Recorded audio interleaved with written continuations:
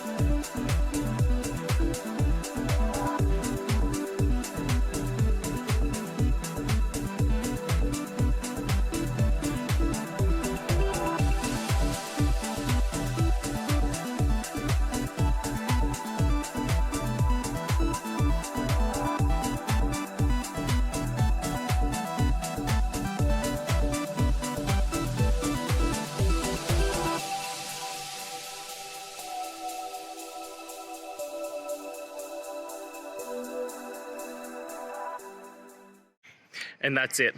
I hope that that's helped find the solution that you're looking for. And if it did, please, I'd appreciate it if you hit the subscribe button. Every time you hit it, it really helps. Now, I'll see you next time you need some technical help. And until then, have a good one.